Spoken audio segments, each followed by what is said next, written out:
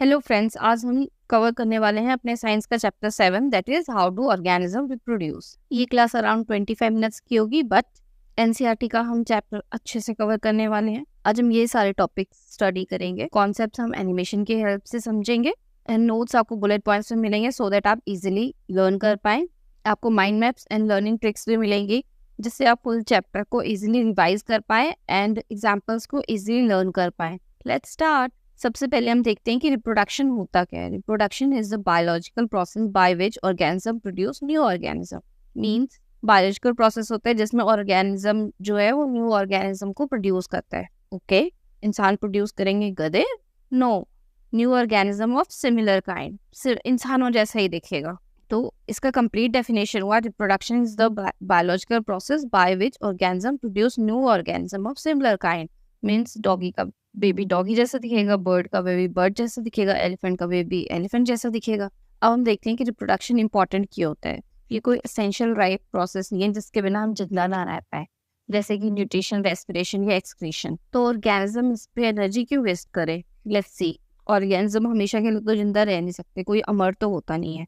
तो अपने स्पीशीज को कंटिन्यू करने के लिए उसको रिप्रोड्यूस करना बहुत जरूरी है। रिप्रोडक्शन जिंदा रहने के लिए जरूरी नहीं है, बट अपने स्पीशीज को कंटिन्यू रखने के लिए बहुत इंपॉर्टेंट है। आप सोचो कि आज का दिन ऐसा हो कि कोई भी इंसान अब रिप्रोड्यूस नहीं कर सकता, मींस बेबीज नहीं पैदा कर सकता। तो जब एक दिन सारे इंसान मर जाएंगे तो अर्थ पे कोई इंसान ही नहीं बचेगा। रिप्रोडक्शन नहीं होगा तो स्पीशीज मे गेट एक्सटिंक्ट। रिप्रोडक्शन होते हैं टू टाइप के। फर्स्ट एसेक्सुअल रिप्रोडक्शन जिसमें सिंगल पेरेंट इन्वॉल्व होता है। सेकेंड सेक्सुअल रिप्रोडक्शन मीन्स जिसमें टू पेरेंट इन्वॉल्व होते हैं। अब हम इन दोनों को डिटेल में देखने वाले हैं इस चैप्टर में। सबसे पहले हम देखेंगे एसेक्सुअल रिप्रोडक्शन। वो 6 टाइप्स के होते हैं और इन 6 टाइप को हम डिटेल में देखते हैं। First fission. इसमें क्या होता है, ये यूनिसेलुलर ऑर्गेनिज्म में होता है जिसमें कि ऑर्गेनिज्म वो स्प्लिट हो जाता है 2 और मोर सेपरेट डॉटर सेल में। ये 2 टाइप के होते हैं। फर्स्ट बाइनरी फिजन जिसमें वो 2 डॉटर सेल में डिवाइड हो जाता है। For example amoeba and Leishmania. इसमें क्या होता है, अमीबा सबसे पहले अपने न्यूक्लियस को डिवाइड करेगा, फिर अपने सेल ऑर्गेनेल्स को भी डिवाइड करेगा एंड उसके बाद वो पूरे का पूरा 2 डॉटर सेल में स्प्लिट हो जाएगा। सेकंड है मल्टीपल फिजन। इसमें एक ऑर्गेनिज्म मैनी डॉटर सेल्स में डिवाइड हो जाता है। For example Plasmodium. इसमें क्या होता है, प्लाज्मोडियम सेल के चारों तरफ एक वॉल बन जाती है। ड्यूरिंग अनफेवरेबल कंडीशन वो अंदर ही अंदर न्यूक्लियस डिवाइड होता है और सारे सेल्स डिवाइड हो जाते हैं। और जब फेवरेबल कंडीशन आ जाता है तो इस वॉल की मेम्ब्रेन ब्रेक हो जाती है और सारे के सारे डॉटर सेल्स बाहर आ जाते हैं। अब देखते हैं इन दोनों की लर्निंग ट्रिक। अमीबा अम्मा बाई की तरह प्रोनाउंस कर रहा है एंड लेज़मेनिया ले लद्दाख और मीनिया की तरह प्रोनाउंस कर रहा है। तो हम देखते हैं, मेरे अंकल ने अम्मा को बाई करके ले लद्दाख गए और जब से वहाँ से वापस आए हैं वो मैनियक हो गए। वो बोलते हैं कि वहाँ पे मेरा बाइनरी फिजन हो गया है। मल्टीपल फिजन का देखते हैं हम एग्जाम्पल कैसे लर्न करेंगे। प्लाज्मोडियम, PL प्लेंटी, MO मोर। प्लेंटी मोर मतलब मोर देन 2 डॉटर सेल। तो इस तरीके से हम इसको याद कर सकते हैं प्लाज्मोडियम। गाइस, लर्निंग ट्रिक्स जो होंगे वो ऐसे ही अजीबोगरीब से होंगे। तो आपको क्या करना है, जब भी मैं कोई लर्निंग ट्रिक बता रही हूँ आपको एक बार पॉज करनी है वीडियो एंड उसको एक बार रिवाइज कर लेना है। अपने माइंड में एक बार उस सीन को रिवाइज कर लेना है और आप इसको कहीं पे लिख के भी रख सकते हो सो दैट इसको 2-3 बार रिवाइज कर लो तो आपको ये एग्जाम्पल्स ऐसे याद हो जाएंगे कि आप सारी जिंदगी नहीं भूलोगे। सेकेंड सेक्सुअल रिप्रोडक्शन का प्रोसेस है फ्रेगमेंटेशन। इसमें क्या होता है, सबसे पहले पेरेंट जो है वो फ्रेगमेंट्स में डिवाइड हो जाता है और इच फ्रेगमेंट जो है वो इंडिविजुअल ऑर्गेनिज्म में डेवलप कर जाता है। ये मल्टीसेलुलर ऑर्गेनिज्म में होता है। इसका एग्जाम्पल है spirogyra, that is green algae. जो हम पॉन्ड में देखते हैं वो ग्रीन ग्रीन से कुछ लेयर्स सी होती है, वो ग्रीन एल्गी होती है एंड वो एक्चुअली दिखती कैसी है ये देखो आप। अब देखते हैं ये रिप्रोडक्शन एक्चुअल में करता कैसे है। सबसे पहले तो ये फ्रेगमेंट्स में डिवाइड हो जाता है और ईच फ्रेगमेंट जो है वो इंडिविजुअल ऑर्गेनिज्म में डेवलप हो जाता है। इसकी लर्निंग ट्रिक हम ऐसे करेंगे, ये थोड़ा थोड़ा स्पाइरल की तरह दिख रहा है राइट, तो हम इसको ऐसे याद करेंगे, स्पाइरोगायरा स्पाइरल फ्रेगमेंट्स बना के इधर उधर गिर जाता है। अब हम देखेंगे third process that is regeneration. इसमें क्या होता है कि एक ऑर्गेनिज्म अपनी बॉडी पार्ट से न्यू इंडिविजुअल बना लेता है। आपने सीरियल्स में देखा होगा कि किसी राक्षस की फिंगर गिर गई, उसमें से न्यू राक्षस बन गया। तो ये कुछ कुछ वैसे से ऑर्गेनिज्म होते हैं। ये इन इंडिविजुअल की अगर कोई पार्ट कट हो गई या ब्रोकन हो गई तो वो जो ब्रोकन पार्ट्स है वो सेपरेट इंडिविजुअल में डेवलप हो जाते हैं। ये भी मल्टी सेलुलर ऑर्गेनिज्म में होता है। इसके एग्जाम्पल है हाइड्रा एंड प्लेनेरिया। सबसे पहले देखते हैं ये दोनों दिखते कैसे हैं। This is hydra and this is planaria. अब देखते हैं कि इनका रिप्रोडक्शन कैसे होता है। ये है प्लेनेरिया, मान लो इसको कट लग गया, ये 2 पार्ट्स में डिवाइड हो गया, एक पार्ट पे हेड है एंड दूसरे पार्ट में टेल है। तो क्या करेगा, हेड वाला पार्ट जो है वो टेल को डेवलप करने की ट्राई करेगा एंड टेल वाला पार्ट जो है वो अपने हेड को डेवलप करने की ट्राई करेगा और धीरे धीरे करके ये 2 न्यू ऑर्गेनिज्म बन जाए। अब इसको लर्न करने की ट्रिक है कि रीजनरेशन वाटर एंड प्लेन्स दोनों में होती है। वाटर को हम हाइड्रा भी बोलते हैं, हाइड्रो भी बोलते हैं, तो हम ऐसे बोल सकते हैं कि रीजनरेशन हाइड्रो एंड प्लेन्स दोनों में होती है, मतलब हाइड्रा एंड प्लेनेरिया दोनों में होता है। बट अब एक चीज समझो कि ये कोई रिप्रोडक्शन का प्रोसेस नहीं है। कोई भी ऑर्गेनिज्म वेट नहीं करेगा कि आओ कोई मुझे काटो या फिर मेरे बॉडी का कोई पार्ट टूटे तो मैं रिप्रोड्यूस करूँ।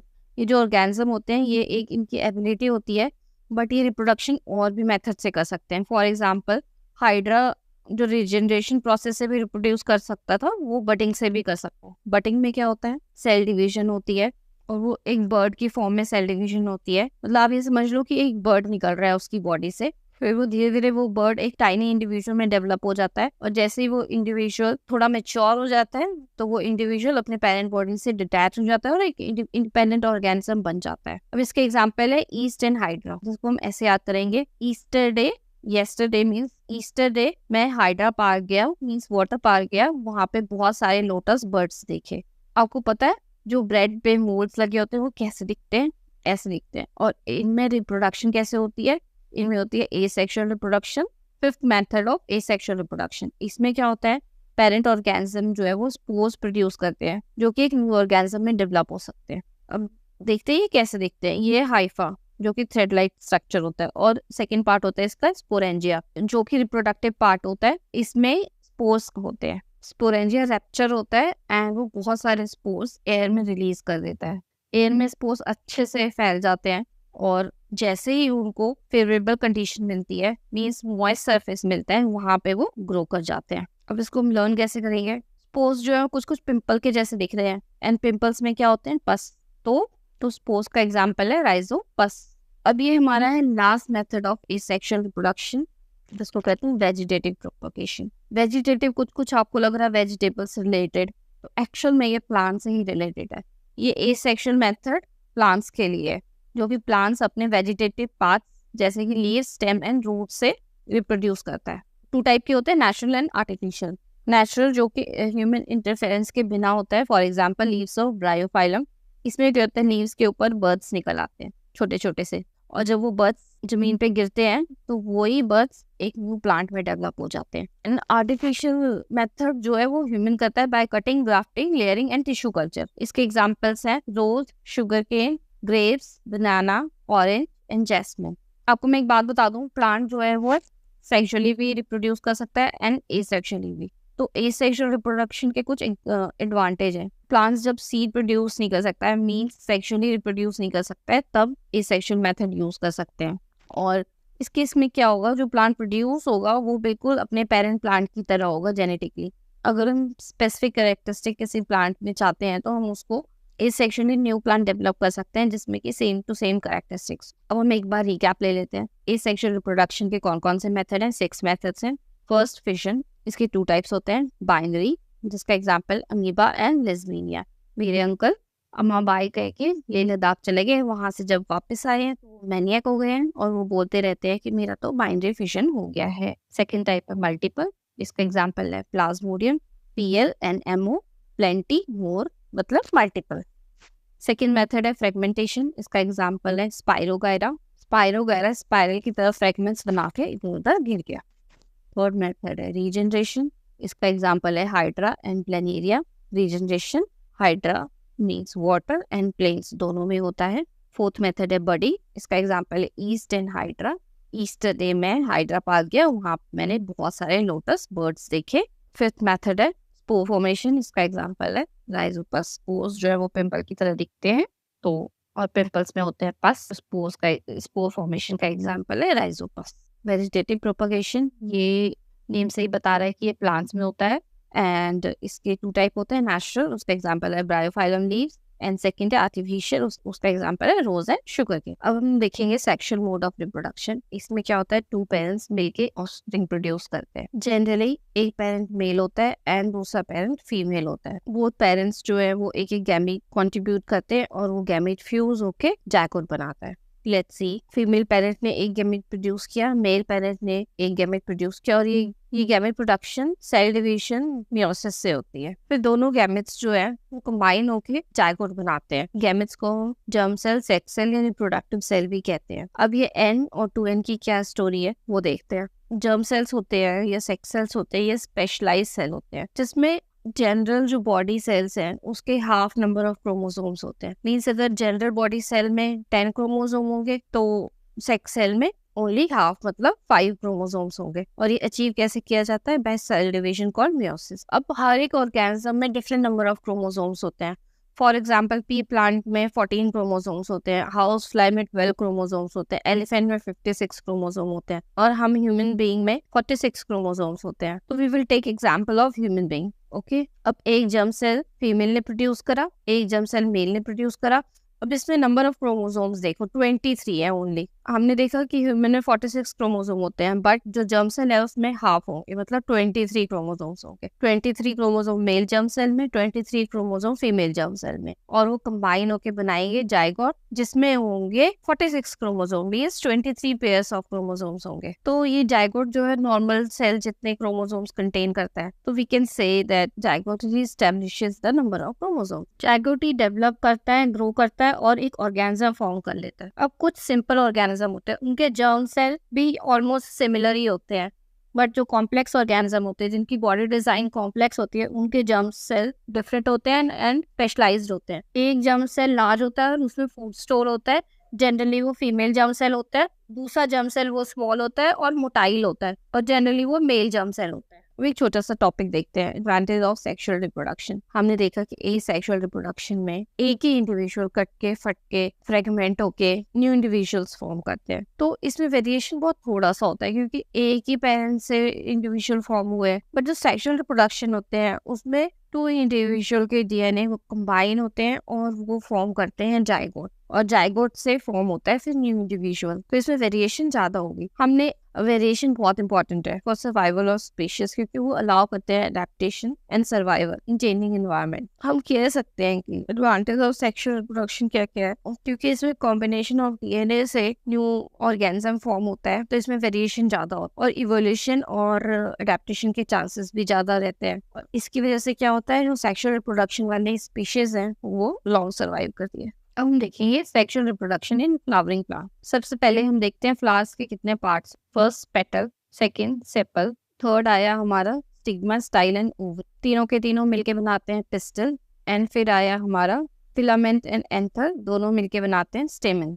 इसमें पेटल एंड सेपल जो है वो वेजिटेटिव पार्ट है, और पिस्टल एंड स्टेमन जो है वो रिप्रोडक्टिव पार्ट है। स्टेमन is male reproductive part and pistil is female reproductive part. इनको लर्न हम कुछ ऐसे कर सकते हैं। पेटल तो सबको पता है, पत्तियां, फूल की पत्तियां। Sepal is for support, support के लिए जो आता है वो सेपल। एंड स्टेमन में लास्ट में देखो MEN, मैन लिखा हुआ है, मीन्स ये स्टेमन इज मेल रिप्रोडक्टिव पार्ट। और इसमें आते हैं anther and filament. Anther her and को फिलम में मैन का रोल मिला है, कुछ ऐसे करके आप रिमेम्बर कर सकते। फिर आया female reproductive part, that is pistol. First part है स्टेमन, उसमें ऑलरेडी मैन है, तो उसको आप वैसे भी रिमेम्बर कर सकते हो कि जो दूसरा है पिस्टल वो फीमेल ही होगा। और इसका सेकेंड ट्रिक ये भी है कि पिस्टल गन को भी कहते हैं, तो गन से जो गोली निकलती है वो हमेशा फीमेल ही होती है, मतलब कि निकलती बोलते हैं हम उसको, निकलता नहीं बोलते कब। तो आप उस वे में भी याद कर सकते हो कि pistil is female reproductive part. और पिस्टल के क्या क्या पार्ट होते हैं, stigma, style and ovary. Ovary तो हर किसी को पता होता है। स्टाइल जो है फीमेल जो होती है वो जब भी मैरिज में जाएंगी या किसी फंक्शन में जाती हैं तो वो सबसे ज्यादा खुद को स्टाइल करती हैं, मतलब हेयर स्टाइल बनाती हैं, मेकअप वगैरह करती हैं, क्योंकि उनको स्टिग्मा रहता है, सोशल स्टिग्मा, कि लोग क्या बोलेंगे कि इसने कपड़े कैसे पहने हैं, ज्वेलरी पहनी है, कैसी पहनी है। तो फीमेल जो होती है उनको ज्यादा सोशल स्टिग्मा होता है। मेल तो बेचारे कुछ भी, वो एक ब्लैक सूट पहन के चले जाते हैं। पेटल सबको पता होता है, पत्तियां। Sepal is for support. Stamen मतलब मेल रिप्रोडक्टिव पार्ट, हर एंड ने फिल्म में मैन का रोल किया। Pistil is female reproductive part, gun से जो गोली निकलती है वो फीमेल ही होती है। एंड इसके पार्ट्स हैं ओवरी। और फीमेल जब मैरिज में जाती है तो सबसे ज्यादा स्टाइल करती है और उनको स्टिग्मा रहता है कि लोग क्या बोले। बोथ स्टेमन एंड पिस्टल में जर्म सेल होते हैं। अब फ्लावर होते हैं 2 टाइप्स के, unisexual flower and bisexual flower. Unisexual means एक फ्लावर में या तो स्टेमन होगा या पिस्टल होगा, मीन्स या तो मेल रिप्रोडक्टिव पार्ट होगा या फिर फीमेल रिप्रोडक्टिव पार्ट होगा। और बाइसेक्सुअल फ्लावर मतलब बाय मीन्स दोनों, तो बाइसेक्सुअल फ्लावर में दोनों स्टेमन एंड पिस्टल दोनों ही एग्जिस्ट करेंगे। यूनिसेक्सुअल फ्लावर का एग्जांपल है पपाया एंड वाटरमेलन। इसकी लर्निंग ट्रिक है पापा आया एंड वाटरमेलन लेके आया। पापा means only one sex involve है इसमें, तो unisexual flower. And bisexual flower का एग्जांपल है हिबिस्कस एंड मस्टर्ड। अब याद करो DDLJ में जब शाहरुख खान एंड काजोल मिलते थे वो हमेशा मस्टर्ड के खेत में मिलते थे। तो आप ये सीन रिवाइज करो कि वो मिल रहे हैं, वहाँ पे हिबिस्कस के भी बहुत सारे प्लांट्स हैं, तो यहाँ पे 2 सेक्स इन्वॉल्व है, means male and female. Mustard and hibiscus is example of bisexual flower. अब हम स्टेमन मीन्स मेल रिप्रोडक्टिव पार्ट को थोड़ा डिटेल में लिखते हैं। इसके 2 पार्ट्स होते हैं, anther and filament. Her and को फिलम में मैन का रोल मिला। ये प्रोड्यूस करते हैं पोलन ग्रेन्स जो कि येलो कलर के होते हैं। और जो पोलन ग्रेन्स होते हैं ये बड़े स्टिकी से होते हैं, अगर आप हाथ लगाओगे तो आपके हैंड येलो येलो से हो जाएंगे। और इन पोलन ग्रेन्स में होता है male germ. Male germ cell तक तो हम पहुंच गए। अब देखते हैं कि फीमेल जर्म सेल का पिस्टल फीमेल रिप्रोडक्टिव पार्ट। इसके 3 पार्ट्स होते हैं, stigma, style and ovary.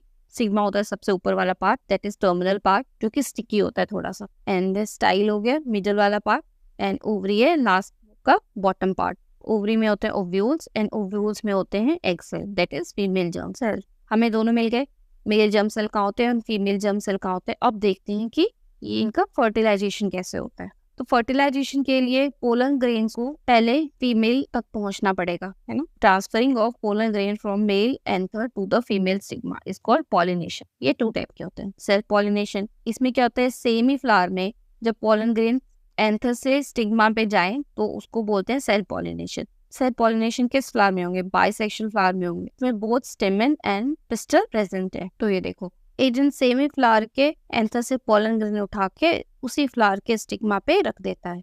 Second है हमारा क्रॉस पॉलिनेशन। इसमें पोलन ग्रेन्स वन फ्लावर से दूसरे फ्लावर पे ट्रांसफर होता है। Transfer of pollen grain from one flower to another is achieved by agents like wind, animal, water etcetera. अब pollen grain पहुंच गए हैं स्टिग्मा पे। अब जो है मेल जर्म सेल को फीमेल जर्म सेल तक पहुंचना है, जिसके लिए पोलन ग्रेन से एक ट्यूब निकलेगी जिसको बोलते हैं पोलन ट्यूब। अब इस पोलन ट्यूब के through male germ cell female germ cell के पास जाएगा, फिर male germ cell and female germ cell में फ्यूजन होगा। इस फ्यूजन को हम बोलते हैं फर्टिलाइजेशन, और फर्टिलाइजेशन से प्रोड्यूस होगा जाइगोट। जाइगोट ही एक न्यू प्लांट को बनाएगा। जाइगोट क्या होगा, जाइगोट एक सेल है, ठीक है। अब वो बार बार डिवाइड करेगा, डिवाइड कर करके वो बनाएगा एम्ब्रियो ओव्यूल के अंदर ही। जब फर्टिलाइजेशन हो जाएगी, एम्ब्रियो फॉर्म हो जाएगा, उसके बाद क्या क्या होता है, लेट्स ओव्यूल जो है वो सीड में कन्वर्ट हो जाएगा, ओवरी फ्रूट बन जाएगी, पेटल, सिपल, स्टेमन, स्टाइल, स्टिग्मा अब इनका कोई काम नहीं है, तो वो गिर जाएंगे। ये देखो आप, इसमें ऑलमोस्ट फ्रूट निकल आया है हमारा और फ्लावर जो है वो गिरने वाला है। सीड में क्या होता है, वो फ्यूचर प्लांट होता है। वो तो आपको पता ही है कि सीड से ही प्लांट प्रोड्यूस होता है। जब सीड को एप्रोप्रिएट कंडीशन मिल जाएगी तो वो जर्मिनेट करेगा और एक न्यू प्लांट में कन्वर्ट हो जाएगा। देखते हैं जर्मिनेशन प्रोसेस। ये रेडिकल निकला, ये रूट फॉर्म करेगा, और ये प्लूम्यूल निकला, ये शूट फॉर्म करेगा, और ये देखो कैसे प्लांट बन गया। अब हम देखते हैं sexual reproduction in human being. एक होती है जनरल प्रोसेस ऑफ ग्रोथ, जिसमें बॉडी लार्ज हो जाती है, हाइट इंक्रीज होती है, मिल्क टीथ गिर जाते हैं, न्यू वन आ जाते हैं। फिर एक टाइम ऐसा आ जाता है कि जनरल प्रोसेस ऑफ ग्रोथ जो है वो स्लो हो जाती है। क्यों? क्योंकि तब स्टार्ट हो जाती है sexual maturation of body. Means इस टाइम के बाद जो है वो हाइट बहुत कम बढ़ेगी। आप देखो जैसे फर्स्ट एक छोटू सा बेबी है, वो कैसे जल्दी जल्दी जल्दी इसकी हाइट बढ़ रही है। और जब टीनेज ईयर्स में sexual maturation of body start हो जाती है तो जनरल ग्रोथ जो है वो थोड़ी स्लो हो जाती है, जैसे कि हाइट बढ़नी कम हो जाती है। ये टाइम कब आता है? Early teenage years. इस पीरियड को कहते हैं प्यूबर्टी। इसमें बॉडीज में कुछ डिफरेंट चेंजेस होते हैं। कुछ चेंजेस ऐसे होते हैं जो बॉय एंड गर्ल में सेम से होते हैं। थिक हेयर की ग्रोथ होती है कुछ पार्ट्स पे, फॉर एग्जांपल आर्मपिट पे एंड जेनिटल एरिया पे, और थिन हेयर्स भी आते हैं लेग पे, आर्म पे, फेस पे। स्किन ऑयली हो जाती है, पिंपल्स आने लग जाते हैं। इस एज में बच्चे कॉन्शियस होने स्टार्ट हो जाते हैं अपनी बॉडी को लेके, और दूसरों को भी ज़्यादा ऑब्जर्व करने लग जाते हैं। कुछ चेंजेस जो होती है वो गर्ल्स में डिफरेंट होती है एंड बॉयज़ में डिफरेंट होती है। गर्ल्स में जैसे ब्रेस्ट साइज इंक्रीज होना स्टार्ट हो जाता है, निपल्स वाली स्किन डार्क होने लग जाती है, गर्ल्स को पीरियड्स आने स्टार्ट हो जाते हैं, बॉयज़ में क्या क्या चेंजेस होते हैं, थिक हेयर ग्रो हो जाते हैं फेस पे, penis occasionally enlarge and erect होना स्टार्ट हो जाता है, वॉइस क्रैक होनी स्टार्ट हो जाती है। बट आप देखो कि ये सारे चेंजेस जो होते हैं ना बहुत धीरे धीरे होते हैं, एकदम से नहीं। आप मॉर्निंग में उठोगे तो आपके बियर्ड आए हुए होंगे, नो, पहले तो कुछ थोड़े थोड़े से बाल आएंगे, फिर धीरे धीरे पूरा फेस कवर होएगा।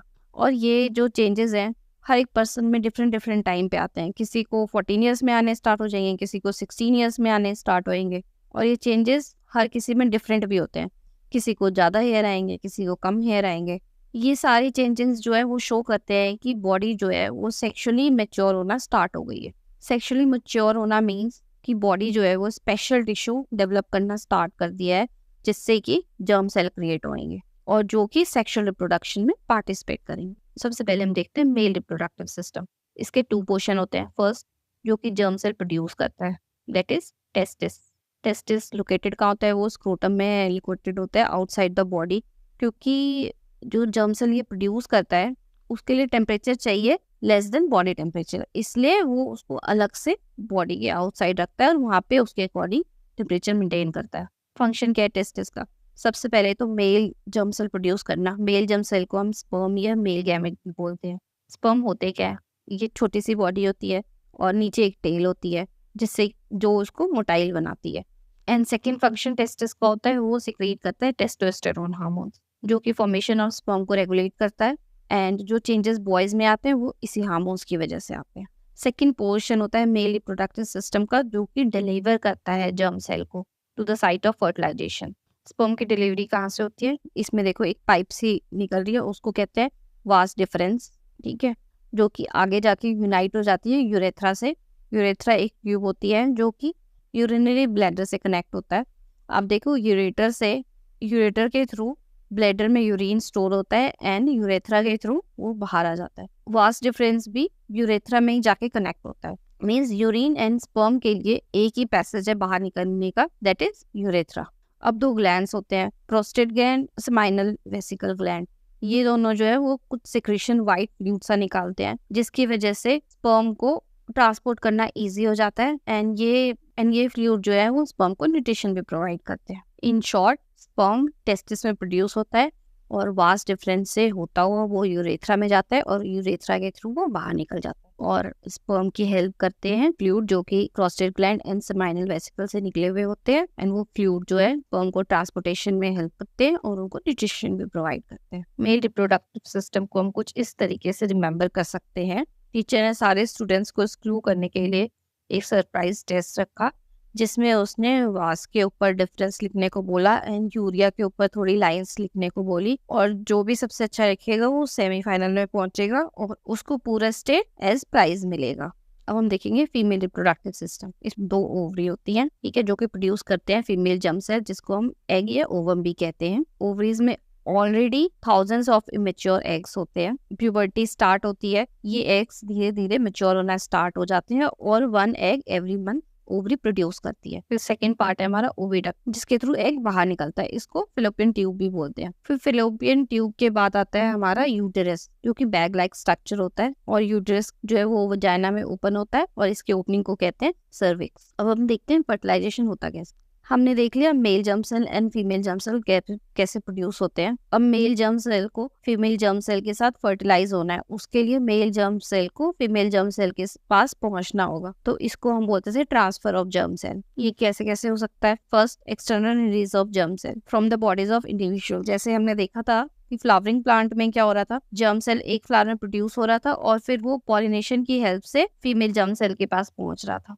सेकेंड होता है internal transfer of germ cell. इसमें क्या होता है, 2 इंडिविजुअल अपनी बॉडीज को ज्वाइन करते हैं और जो जर्म सेल रिलीज होता है वो इंडिविजुअल की बॉडी के अंदर ही होता है, और इसके लिए एक स्पेशल ऑर्गन की जरूरत होती है, सच एज पेनिस, जब वो इरेक्ट होना स्टार्ट हो जाए। अब हम देखते हैं कि ह्यूमन में फर्टिलाइजेशन होता कैसे है। पेनिस के थ्रू स्पर्म्स जो है वो वजाइना में एंटर करते हैं ड्यूरिंग सेक्सुअल इंटरकोर्स। फिर स्पर्म ओविडक्ट की साइड ट्रेवल करते हैं और उधर ओवरी से एग भी निकल के ओविडक्ट में आता है। यहाँ पे स्पर्म एंड एग फ्यूज होके जायगोट बनाते हैं और वो जायगोट जो है वो डिवाइड होता जाता है और एम्ब्रियो फॉर्म करके वो यूट्रस की लाइन में इम्प्लांट हो जाता है। यूट्रस क्या है? ये थिक लाइनिंग होती है जिसमें रिच सप्लाई ऑफ ब्लड होती है जो कि नरिश करता है एम्ब्रियो को, और एम्ब्रियो ग्रो करता रहता है और वो फीटस में कन्वर्ट हो जाता है। अभी देखो फीटस कैसे बेबी में कन्वर्ट हो जाता है। इंटरेस्टिंग ना? जब एम्ब्रियो फीटस में कन्वर्ट हो रहा है या फीटस जैसे बेबी में कन्वर्ट हो रहा है तो उसको न्यूट्रिशन तो चाहिए। न्यूट्रिशन मिलता कैसे है? वो मदर की ब्लड से मिलता है। एक स्पेशल टिश्यू होता है प्लेसेंटा जो कि यूट्रस की वॉल पे लगा होता है। वो डिस्क जैसा होता है और वो यूट्रस की वॉल पे लगा होता है। इसमें विलाई जैसी फॉर्मेशन होती है एंड प्लेसेंटा की अम्बिलिकल कॉर्ड के थ्रू फीटस से कनेक्टेड होता है जो कि ग्लूकोज और ऑक्सीजन एम्ब्रियो को पास करता है और प्लेसेंटा एम्ब्रियो का वेस्ट मटेरियल भी रिमूव करता है। और आप सबको तो पता है कि 9 मंथ्स लग जाते हैं चाइल्ड को डेवलप करने में मदर्स की बॉडी में। अब देखते हैं कि एग अगर फर्टिलाइज नहीं हुआ है तो क्या होता है। जैसे हमने पहले देखा था कि ओवरी हर मंथ एक एग रिलीज करती है और साथ के साथ यूट्रस भी खुद को प्रिपेयर करता है। उसकी जो वॉल होती है वो थिक हो जाती है सो दैट वो एम्ब्रियो को इम्प्लांट कर सके। तो ये काम तो हो गया, बट अगर फर्टिलाइजेशन नहीं हुई तो फिर क्या होगा? जो ये थिक लाइन यूट्रस पे डेवलप हुई है वो धीरे धीरे ब्रेक करनी शुरू कर देगी और ये ब्लड एंड म्यूकस की फॉर्म में वजाइना से बाहर निकल आएगी। और ये प्रोसेस हर मंथ होगा अगर फर्टिलाइजेशन नहीं होगी, क्योंकि ओवरी हर मंथ एक एग प्रोड्यूस कर रही है। और इस प्रोसेस को हम बोलते हैं मेंस्ट्रुएशन, जिसको पीरियड्स भी बोलते हैं। ये यूजुअली 2 to 8 डेज तक होता है। What is reproductive health? Reproductive system and its function and process से related जो चीजें हैं वो physically, mentally and socially well होनी चाहिए। Means body and mind ready होना चाहिए, कोई प्रेशर नहीं होना चाहिए सोसाइटी से, फैमिली से, फ्रेंड्स से, तभी रिप्रोडक्टिव हेल्थ अचीव हो पाएगी। फर्दर क्लासेस में हम इसको डिटेल में समझेंगे। यहाँ पे हम 2 टॉपिक्स को डिस्कस करेंगे। First STD, that is sexually transmitted disease. वो डिजीजेस जो सेक्सुअल एक्ट के टाइम ट्रांसमिट होती है उसको कहते हैं हम सेक्सुअली ट्रांसमिटेड डिजीजेस। ये 2 टाइप्स की होती है। बैक्टीरियल इन्फेक्शन जिसका एग्जाम्पल है ग्लोरिया and syphilis, and viral infection जिसका एग्जाम्पल है HIV AIDS and wart. But इनको प्रिवेंट किया जा सकता है कैसे? By using condom during sex. अब हम देखेंगे कॉन्ट्रासेप्टिव मेथड्स। वो मेथड्स जिसको यूज करके प्रेगनेंसी को प्रिवेंट किया जा सकता है उसको बोलते हैं कॉन्ट्रासेप्टिव मेथड। ये 4 टाइप्स के होते हैं। फर्स्ट मैकेनिकल बैरियर, मीन्स एक बैरियर लगा दिया जाएगा सो दैट स्पर्म जो है वो एग तक पहुंच ही ना पाए। फॉर एग्जाम्पल कॉन्डम जो कि मेल एंड फीमेल दोनों के लिए होते हैं। सेकेंड केमिकल बैरियर, इसमें हार्मोनल बैलेंस किया जाएगा सो दैट एग्स रिलीज ही ना हो एंड फर्टिलाइजेशन होगी ही नहीं। फिर इसमें पिल्स लिए जाते हैं बट इसके साइड इफेक्ट्स भी होते हैं। थर्ड है कॉन्ट्रासेप्टिव डिवाइसेस। कुछ डिवाइसेस जैसे कि loop and copper T use किए जाते हैं, यूट्रस में प्लेस किया जाता है टू प्रिवेंट प्रेगनेंसी। इसके भी साइड इफेक्ट्स हो सकते हैं। फोर्थ है हमारा सर्जिकल मेथड। इसमें क्या होता है, माइनर सर्जरी करी जाती है जिसमें फर्स्ट है वैसेक्टोमी, ये मेल के लिए होता है। हमने देखा था टेस्टिस से स्पर्म वास डिफरेंस के थ्रू ट्रेवल करता है, तो अगर वास डिफरेंस को भी ब्लॉक कर दिया जाएगा तो स्पर्म ट्रांसफर ही नहीं हो पाएगा। तो इसमें क्या करते हैं, वास डिफरेंस को ब्लॉक कर दिया जाता है, या तो कट कर दिया जाता है या उसको सील कर दिया जाता है। सेकेंड है ट्यूबेक्टोमी, ये फीमेल के लिए होता है। हमने देखा था कि एग फेलोपियन ट्यूब के थ्रू ट्रांसफर होता है। अगर हम फेलोपियन ट्यूब को ही ब्लॉक कर दें, कट कर दें या सील कर दें तो एग जो है वो बाहर निकल ही नहीं पाएगा, यूट्रस तक पहुंच ही नहीं पाएगा। That's it guys, I hope आपको चैप्टर समझ में आया होगा। एंड प्लीज कमेंट करके बताएं कि जो लर्निंग ट्रिक्स है वो आपको हेल्पफुल लगी या नहीं लगी, सो दैट मैं आगे वीडियोस में उसको कंटिन्यू करूं या ना करूं। आई होप आपको ये चैप्टर समझ में आ गया होगा। एंड अगर ये वीडियो आपको हेल्पफुल लगी हो तो प्लीज वीडियो को लाइक करें और चैनल को सब्सक्राइब करना ना भूलें। Thank you.